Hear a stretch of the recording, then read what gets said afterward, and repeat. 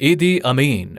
ये नाम सुनते ही नरभक्षी, इंसानियत का दुश्मन, हैवान, राक्षस, तानाशाह और ना जाने क्या क्या शब्द दिमाग में घूमने लगते हैं। इसने सिर्फ 8 साल के शासन में लाखों लोगों को मरवा दिया था। कहा जाता है कि ईदी अमीन नरभक्षी था।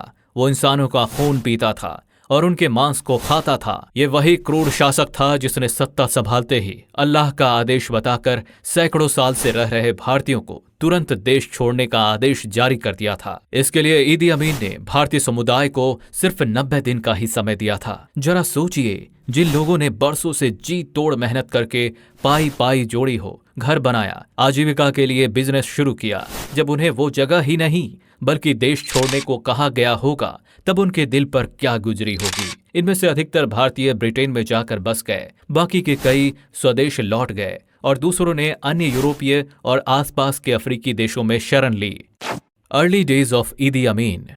अमीन का जन्म 1925 में कोबोको नाम की एक जगह में हुआ था। अमीन के पिता का नाम एंड्रियाज नियाबायर था, जो रोमन कैथोलिक से इस्लाम में कन्वर्ट हो गया था और उसने अपना नाम अमीन दादा रख लिया था। जब उसका पहला बेटा जन्मा तब नियाबायर ने इसे ईदी अमीन नाम दिया। जल्द ही ईदी अमीन के माँ बाप अलग हो गए और तब अमीन की माँ अमीन को अपने साथ लेकर बोम्बो सिटी आ गई। शहर में गुजारा करना आसान नहीं था और ऊपर से गरीबी थी, इसलिए अमीन की माँ उसे ज्यादा नहीं पढ़ा पाई। लगभग 4th क्लास तक पढ़ने के बाद अमीन पैसे कमाने के काम में लग गया। कई सारे छोटे मोटे काम करने के बाद उसने किंग्स अफ्रीकन्स राइफल्स ज्वाइन कर लिया, जो कि उस समय ब्रिटिश आर्मी का एक विंग था। अमीन का जन्म काकवा ट्राइब में हुआ था। वहाँ के लोग नेचर के काफी करीब होते थे। उनके जीने और रहन सहन का तरीका अन्य लोगों से काफी अलग था। मारकाट करना और जानवरों को मारकर उनका खून पी जाना उनके लिए आम बात थी। ऐसे वातावरण में पले बढ़े होने की वजह से अमीन भी काफी खूंखार स्वभाव का था।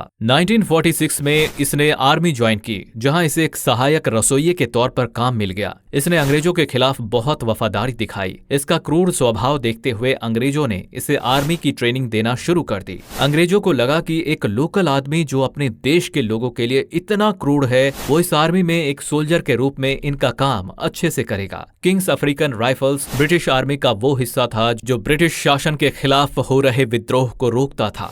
अमीन की लंबाई लगभग 6 फुट 4 इंच थी और दिखने में ये काफी हैवी था, जिस वजह से ये किसी भी सामान्य व्यक्ति पर भारी पड़ता था। इसे रग्बी खेलना और वेट लिफ्टिंग करने की ट्रेनिंग भी दी गई थी। आर्मी में काम करने के दौरान 1951 से लेकर 1960 तक ये हैवी वेट चैंपियन भी रहा। जब अंग्रेजों ने इसे अपने ही देश के लोगों के खिलाफ निर्दयी एक्शन लेते हुए देखा, तब उन्होंने इसे नॉर्थ केनिया भेज दिया, जहां इसने 1952 में केनिया के मऊ मऊ विद्रोह के खिलाफ जंग में हिस्सा लिया। विद्रोह को दबाने के लिए उसने लोगों को बड़े बेरहमी से मारा और बहुत खून खराबा किया। यहां से वापस आने के बाद अंग्रेजों ने 1959 में इसे 2nd क्लास रैंक का वारंट ऑफिसर बना दिया, जो उस समय ब्लैक अफ्रीकन्स के लिए एक बहुत बड़ा ओहदा था। 1960 के खत्म होते होते इसने पूरे युगांडा में अपना सिक्का जमा लिया और फिर 1961 में इसे कमिश्नर ऑफिसर बना दिया गया। इन्हीं दिनों में अमीन ने पूरे युगांडा में आतंक का कहर मचा दिया था। इसके बाद जल्द ही अमीन की ब्रिटिश आर्मी के हायर रैंक के ऑफिसर मिल्टन ओबोटे से मुलाकात हुई। इन दोनों ने ही ब्रिटिश आर्मी में काफी नाम कमाया था।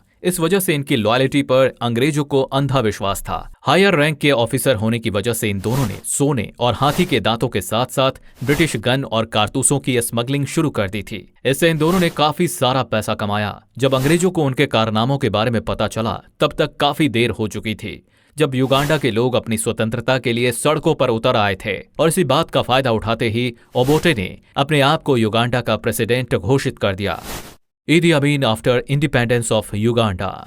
1962 में युगांडा को जब आजादी मिली तो मिल्टन ओबोटे इस देश का प्राइम मिनिस्टर बना और ईदी अमीन डिप्टी कमांडर बनाया गया। 1964 में आर्मी में अमीन के प्रभाव को देखते हुए कमांडर ऑफ आर्मी बना दिया गया और फिर इसी समय ओबोटे ने युगांडा की प्रेसिडेंसी हासिल कर ली। कमांडर ऑफ आर्मी की पोस्ट पर अमीन ने 6 साल तक काम किया और फिर इसके बाद 1970 में इसे कमांडर ऑफ ऑल फोर्सेज बना दिया गया। इस समय तक अमीन और ओबोटे की गहरी दोस्ती थी, लेकिन ओबोटे के प्रेसिडेंट बनने के बाद अमीन को ओबोटे से जलन होने लगी थी। एक वक्त पर दोनों दोस्त रहे थे। ऐसे में अमीन को ओबोटे के अंडर काम करना कैसे मंजूर होता। इधर ओबोटे को विश्वास था कि अमीन कभी उसे धोखा नहीं देगा। अमीन और ओबोटे दोनों ही पैसा और पावर के भूखे थे। अमीन ओबोटे को हटाकर युगांडा का प्राइम मिनिस्टर बनने का सपना देख रहा था और मिल्टन ओबोटे के रहते ऐसा पॉसिबल नहीं था। ऐसे में अमीन ने सत्ता पाने के लिए अपनी ताकत को बढ़ाना शुरू कर दिया। आर्मी को पूरी तरह से कंट्रोल में लाने के लिए अमीन ने काकवा, लुगबारा, साउथ सुडानीज जैसे माइनॉरिटीज जाति के लोगों को फोर्सेस में शामिल करना शुरू कर दिया। अमीन ने 1968 तक आर्मी के अंदर अपने लोकल लोग जो नील रीजन के थे उन्हें काफी बड़ी संख्या में भर्ती कर लिया। इस वजह से आर्मी के अंदर इन माइनॉरिटीज की संख्या बढ़ चुकी थी। ये लोग अमीन को भगवान से कम नहीं मानते थे।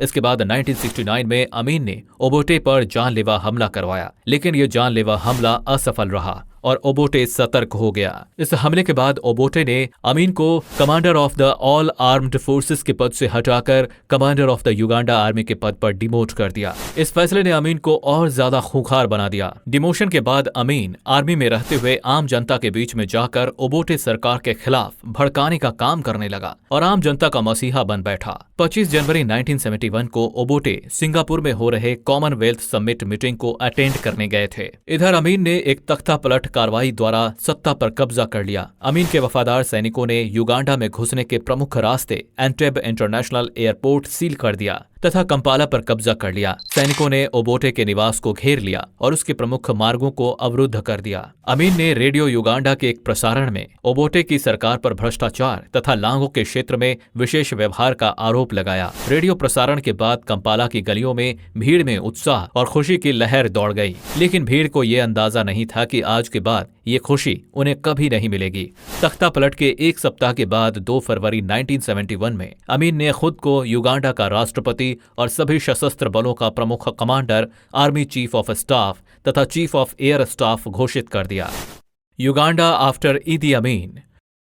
युगांडा की प्रेसिडेंसी हासिल करने के बाद अमीन ने संविधान के कुछ प्रावधानों को रद्द कर दिया और शीघ्र ही उसने सैन्य अधिकारियों से बनी एक रक्षा सलाहकार परिषद का गठन किया, जिसका अध्यक्ष वो स्वयं बना। शीर्ष सरकारी व अर्ध सरकारी एजेंसियों के पद पर सैनिकों को नियुक्त किया और नवनियुक्त असैनिक कैबिनेट मंत्रियों को सूचित किया कि वे सैन्य अनुशासन के अधीन रहेंगे। अमीन ने कंपाला में स्थित राष्ट्रपति भवन का नाम गवर्नमेंट हाउस से बदलकर द कमांड पोस्ट कर दिया। उसने पिछली सरकार द्वारा बनाई गई जनरल सर्विस यूनिट यानी कि GSU नामक खुफिया इकाई को भंग कर दिया और इसके स्थान पर स्टेट रिसर्च ब्यूरो यानी कि SRB की स्थापना की। नाकासेरो का कंपाला उपनगर में स्थित SRB मुख्यालय अगले कुछ सालों के लिए यातना तथा फांसी देने का प्रमुख स्थान बना दिया गया। इसके अलावा अमीन ने लोगों को मारने के लिए gas chamber, water electric shot तालाब और इलेक्ट्रिक करंट रूम बनवाए। अब अमीन ने अपना असली चेहरा दिखाना शुरू कर दिया। जुलाई 1971 में ओबोटे समर्थकों की सेना का सफाया कर दिया,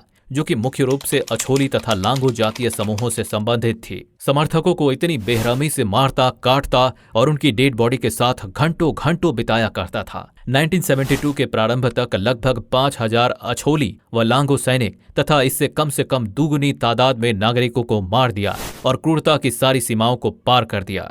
4 अगस्त 1972 को अमीन ने अल्लाह का आदेश बताकर उन 60,000 एशियाई लोगों के तुरंत देश छोड़ने का फरमान जारी कर दिया जो युगांडा के नागरिक नहीं थे। उनमें से अधिकांश के पास ब्रिटिश पासपोर्ट नहीं थे। बाद में डॉक्टरों, वकीलों तथा शिक्षकों जैसे पेशेवरों को जोड़कर ये संख्या संशोधित करके 80,000 कर दी गई। 80,000 एशियाई लोगों में से अधिकांश भारतीय उपमहाद्वीप से संबंधित थे और उस देश में जन्मे थे क्योंकि उनके पूर्वज तभी से वहीं रह रहे थे जब ये देश एक ब्रिटिश कंट्रोल में था। उनमें से कई लोग बड़े उद्योगों के साथ साथ व्यवसायों से जुड़े हुए थे जो एक साथ मिलकर युगांडा की अर्थव्यवस्था में 90% कंट्रीब्यूशन करते थे। अमीन ने एशियाई लोगों के व्यापार और संपत्तियों को जब्त कर लिया और उन्हें अपने समर्थकों को सौंप दिया। बाद में व्यापारों का प्रबंधन ठीक से नहीं हुआ और रखरखाव के अभाव में उद्योग खत्म हो गए। ये पहले से ही गिरती हुई अर्थव्यवस्था के लिए विनाशकारी सिद्ध हुआ। निष्कासन के बाद भारत और ब्रिटेन ने युगांडा से अपने राजनयिक संबंध तोड़ लिए। 1977 में अमीन के स्वास्थ्य मंत्री और पूर्व ओबोटे शासन के एक पूर्व अधिकारी हेनरी कोएम्बा जो ब्रिटेन में जाकर बस गए थे। कोएम्बा ने ए स्टेट ऑफ ब्लड का लेखन और प्रकाशन किया जो अमीन के नियमों के अंदरूनी राज खोलने वाली पहली पुस्तक थी।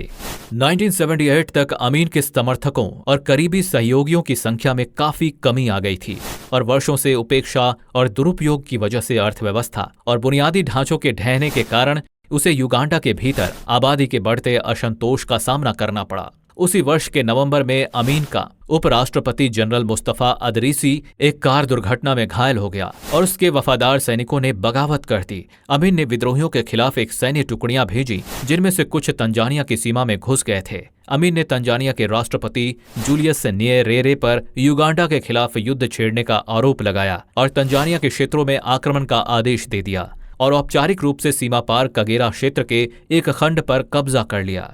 जनवरी 1979 में जूलियस न्येरेरे ने तंजानिया के लोगों की रक्षक सेना तैयार की और जवाबी हमला कर दिया, जिसमें युगांडा से बाहर निकल गए कई समूह शामिल हो गए जो युगांडा नेशनल लिबरेशन आर्मी यानी यूएनएलए के नाम से एकजुट थे। अमीन की सेना लगातार पीछे होती चली गई और लीबिया के मुअम्मर अल गद्दाफी की सैन्य सहायता के बावजूद 11 अप्रैल 1979 को कंपाला पर कब्जा कर लिया। कब्जा होने के बाद वो हेलीकॉप्टर में बैठकर अमीन देश को उस स्थिति में छोड़कर वो बचने के लिए पहले लीबिया भागा, जहां वो 1980 तक रहा और फिर बाद में सऊदी अरब में बस गया, जहां उसे सऊदी शाही परिवार ने शरण दी। 1989 में उसने जाहिरा तौर पर कर्नल जूमा ओरिस द्वारा आयोजित एक सशस्त्र समूह का नेतृत्व करने के लिए युगांडा वापस लौटने की कोशिश की। वो किन्हासा जायरे तक पहुंच गया, जो अब डेमोक्रेटिक रिपब्लिक ऑफ कांगो के नाम से जाना जाता है, जिसके बाद जायरे के राष्ट्रपति मोबुटू ने उसे सऊदी अरब लौटने पर विवश कर दिया। 16 अगस्त 2003 को जेद्दा सऊदी अरब के अस्पताल में गुर्दे की विफलता के कारण अमीन का निधन हो गया और उसे जेद्दा में रुवैस कब्रिस्तान में दफनाया गया। इस प्रकार एक क्रूर तानाशाह का अंत हुआ।